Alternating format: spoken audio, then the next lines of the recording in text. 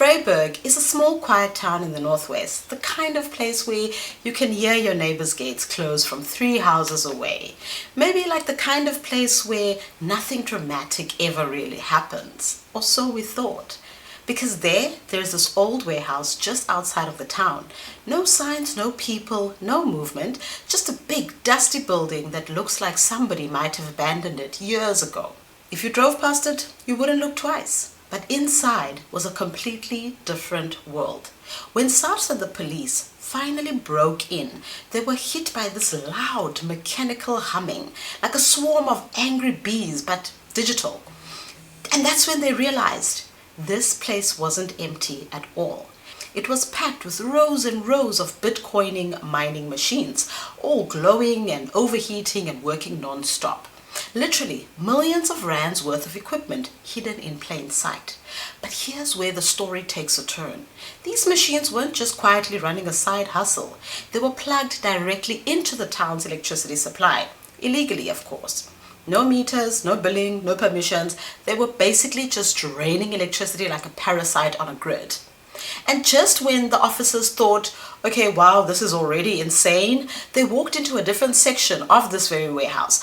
And you're not going to believe this, but stacked up all the way to the ceiling were over 14,000 bottles of illicit liquor.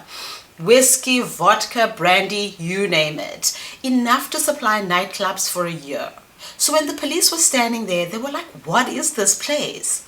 This is the story of the Vryburg Bitcoin mining bust, where a digital gold rush collided with old school crime, and the police stumbled into a criminal operation that was way bigger than they ever imagined. Wait, what happened?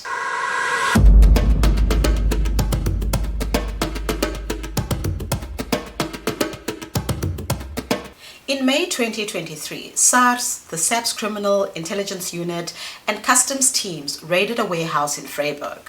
What they found looked something like straight out of a tech documentary or something, because there were rows and rows of Bitcoin machines, there were wires everywhere, fans were blasting, and an estimated value of more than 10 million rands worth of equipment.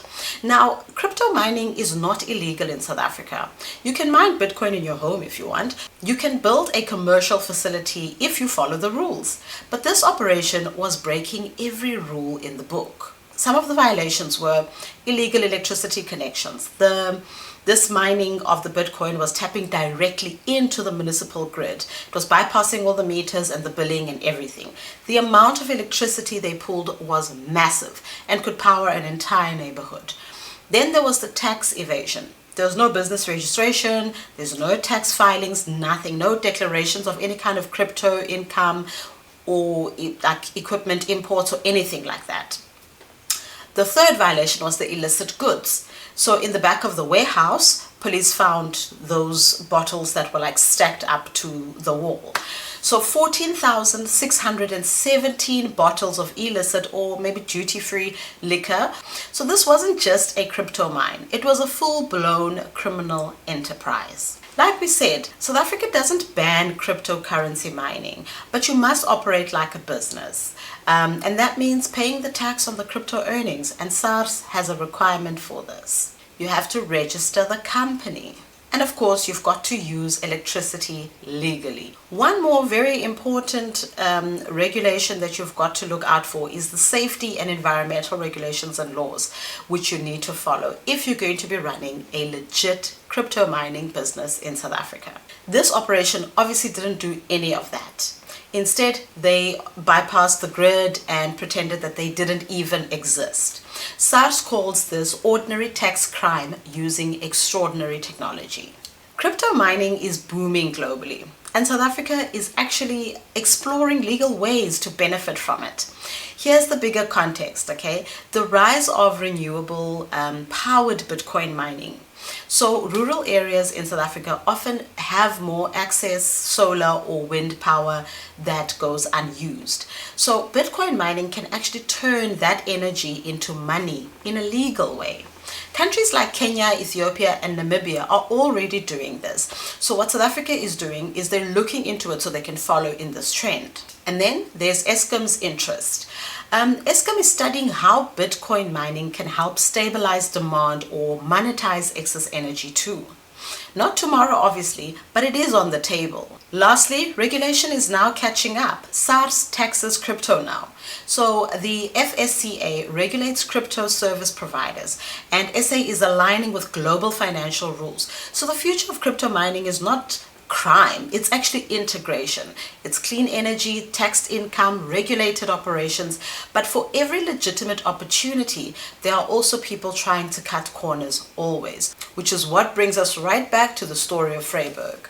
Now we have to look at the story of Vryburg as more than just a quirky story about illegal crypto mining and illegal whiskies and things like that. We have to look at it as a warning, because crypto mining can drain electricity faster than almost any other technology. South Africa is already dealing with its own grid instabilities and infrastructure theft. So it damages transformers, it overloads substations, and it steals from revenues and municipalities and pushes the grid closer to collapse, which are the main problems around this story. So when SARS shut down this place, they weren't shutting down crypto, they were actually shutting down crime. The story is wild. You've got a 10 million rand Bitcoin mine, an illegal grid connection, a stash of illicit liquor, and a warehouse in Vryburg that was the unlikely scene of a crime in 2023. In the end, here's what we can say with certainty.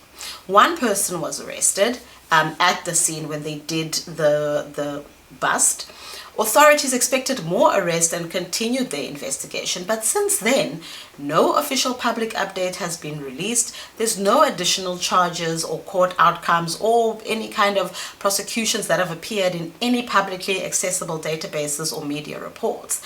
And when the dust settled, the town of Vryburg was left with more than just unanswered questions. That town was left with a bill which landed squarely on that community. In other words, the raid was loud, but everything after happened in silence.